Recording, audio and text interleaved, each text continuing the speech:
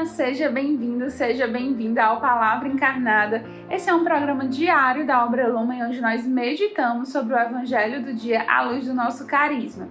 Hoje, quinta-feira, dia 28 de outubro, nós meditaremos o Evangelho de São Lucas, capítulo 6, versículos de 12 a 19.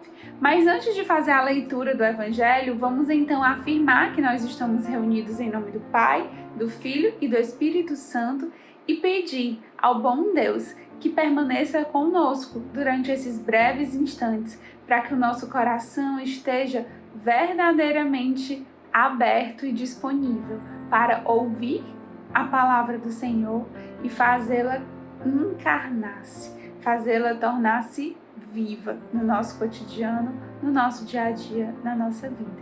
Que o Espírito Santo então nos conduza na leitura e na meditação desse Evangelho. Vamos então à leitura. Naqueles dias, Jesus foi à montanha para rezar e passou a noite toda em oração a Deus.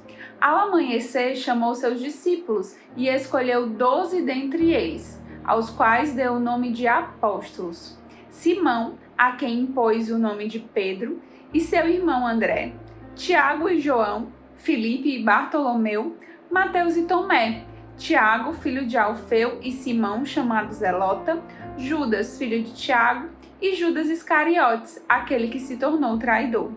Jesus desceu da montanha com eles e parou num lugar plano.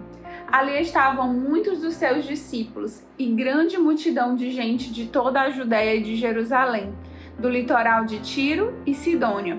Vieram para ouvir Jesus e serem curados de suas doenças. E aqueles que estavam atormentados por espíritos maus também foram curados. A multidão toda procurava tocar em Jesus, porque uma força saía dele e curava a todos. Palavra da salvação, glória a vós, Senhor. Então, meus irmãos, hoje nós temos uma passagem curtinha, mas que traz muitos elementos que podem nos ajudar a rezar. Hoje parece uma passagem simples, mas nós podemos extrair muitos aprendizados a partir dela. A primeira coisa que chama a atenção é que Jesus foi à montanha para rezar. Nos últimos dias, ou se você pegar o Evangelho de São Lucas, você vai ver que Jesus estava na sua vida pública, né? Já conversando ali com os fariseus, anunciando o reino de Deus. E ele, neste dia, sobe a montanha para rezar. Ou seja, ele passa a noite inteira, ele se retira para rezar. E ele fica em oração a Deus. Bem, Jesus é Deus. Jesus é Deus enviado à Terra. E de fato, ele não precisava rezar. Ele já estava em comunhão com o Pai. Ele não tinha necessidade de rezar. Mas Jesus, ele se encarna para mostrar para nós, homens, o caminho de salvação, para que ele nos mostre uma forma de ser nesse mundo, para que a gente, imitando ele, sendo como ele, a gente alcance a salvação. E a oração, com certeza, meus irmãos, é essa via. E aí Jesus nos ensina uma coisa muito importante. Jesus não precisava daquela oração, ele não tinha uma necessidade, uma urgência. Ele simplesmente queria estar em íntima comunhão com o Pai. E quantas vezes nós nos apegamos na oração quando a gente tem um problema, quando a gente tem um pedido para Deus, quando a gente está aflito? Quantas vezes nós nos apegamos na oração, até quando a gente tem uma coisa para fazer? Às vezes é uma coisa da comunidade, é um apostolado, e a gente se apega a Deus porque a gente tem algo para resolver, como se a gente fosse ali organizar a nossa vida diante de Deus. E Jesus vem nos mostrar que a oração é um caminho de intimidade e comunhão com o Pai, independente de nós termos um pedido. Mas também é algo muito frutífero quando nós temos uma decisão para tomar. Mesmo que não seja na classe das coisas impossíveis, mas dentro da nossa vida cotidiana, que bom seria que nós colocássemos todas as nossas decisões em oração. Se eu vou fazer isso, se eu vou fazer aquilo.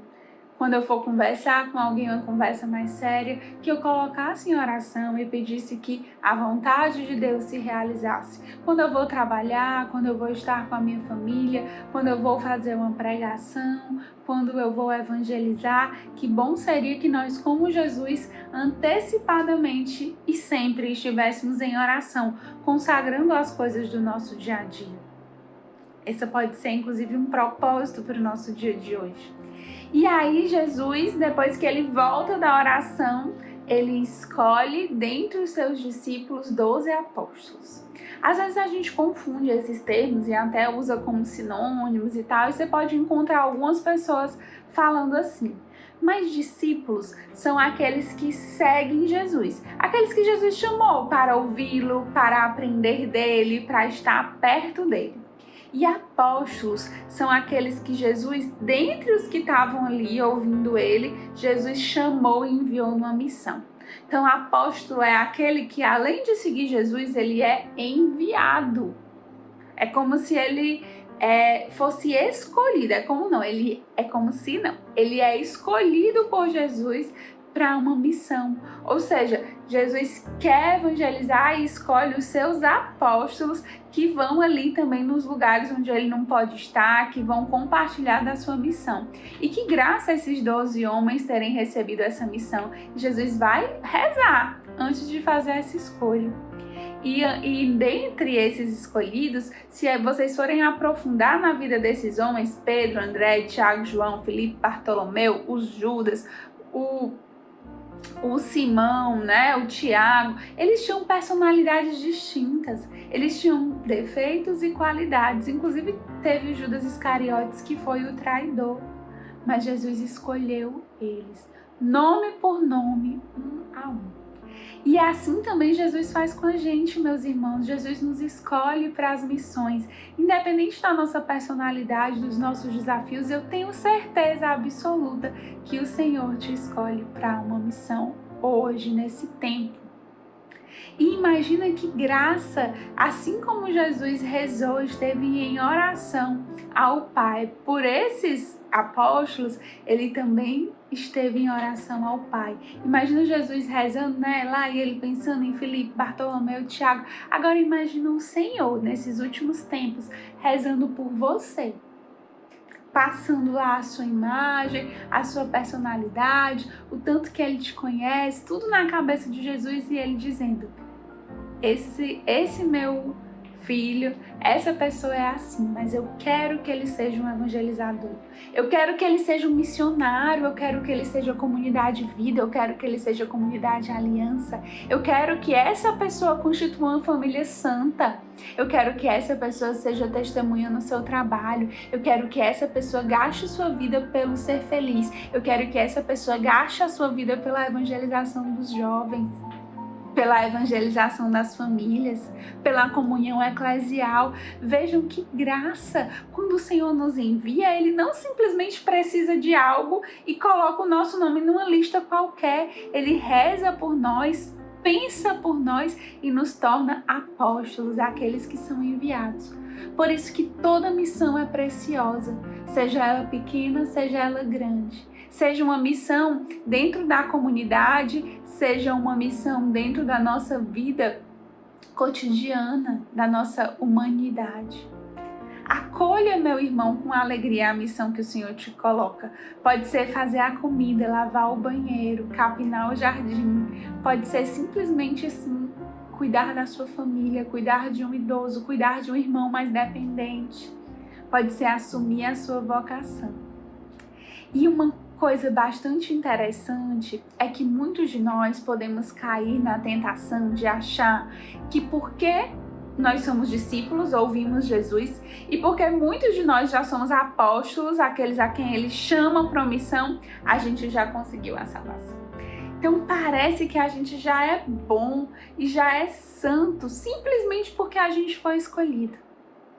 E o que o Senhor quer revelar também é que, assim como desses 12 homens, tudo isso foi um caminho de santificação. Vejam Pedro, quantas bobagens Pedro fez e ele já conhecia Jesus. Ele até negou Jesus, mas ele foi se lapidando. se deixando quebrar, se deixando moldar, se consumindo por Cristo e se tornando um homem novo. Com certeza, o Pedro que é chamado aí nesse dia não é o mesmo Pedro que se torna santo. O mesmo André, o mesmo Tiago, não é. Nem o mesmo Judas Iscariotes, porque muitas vezes nós somos chamados e vamos nos deixando desviar por esse caminho também. Meus irmãos, o chamado é o primeiro passo, que a gente possa honrar esse chamado do Cristo, assumindo o nosso apostolado, assumindo a nossa missão e também permitindo que esse seja um caminho de construção da nossa santidade, porque não é simplesmente conhecer Deus e dizer um sim que nós seremos salvos. O sim é o meio da nossa salvação. Por isso que a gente está sempre em caminho, a caminho, com nossos irmãos em comunidade, rumo ao céu.